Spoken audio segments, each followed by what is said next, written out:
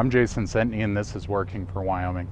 In this episode of Working for Wyoming, I wanted to talk to you a little bit about student loans and the cost of college, which has actually gone up by about 1,200% since approximately 1978. First, with student loans. Most student loans are about 4.5% for your undergraduate degrees and about 6.5% for your postgraduate degrees, such as medical school or law school.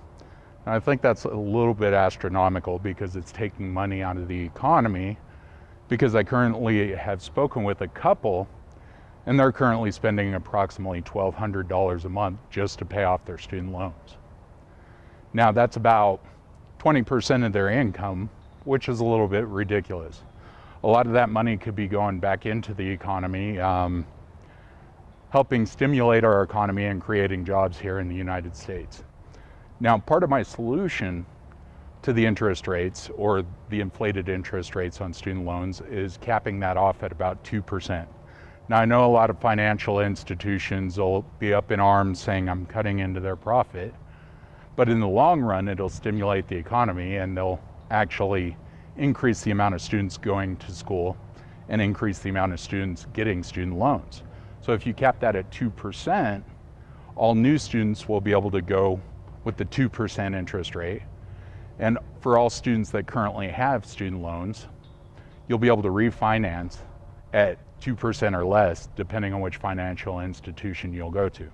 And it will be that principal amount that you currently owe on your student loan. I believe doing common sense things like these will actually help get our economy rolling.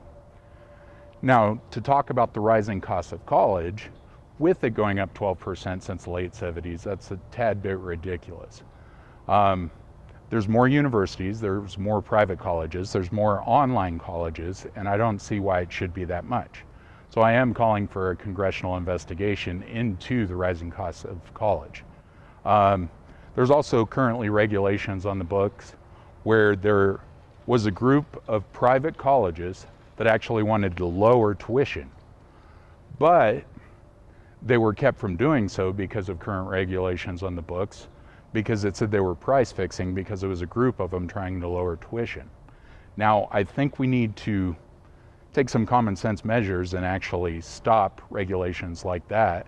If they want to lower their tuition, then they should be allowed to.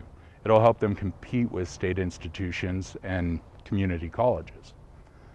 Now, it's common sense solutions like this that we really need to look at in Washington. And if I'm elected, I'm going to use a little bit of Wyoming common sense in Washington, which I think Washington's currently lacking.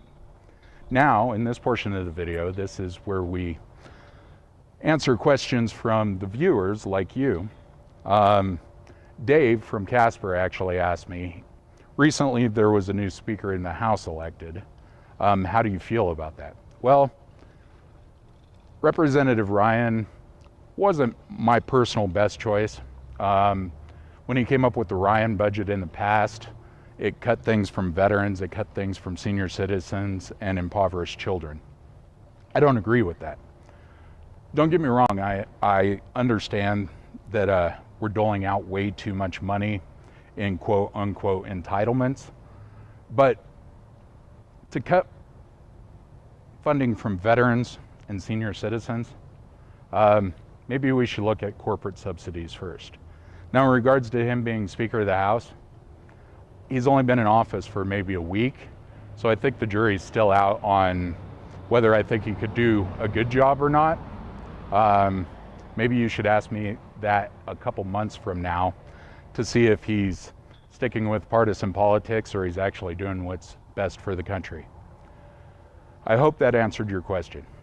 If you have a question, you can send those to me at sentneyforwyoming.org, and I look forward to hearing from you. Thank you. God bless you. God bless the great state of Wyoming, and God bless the United States.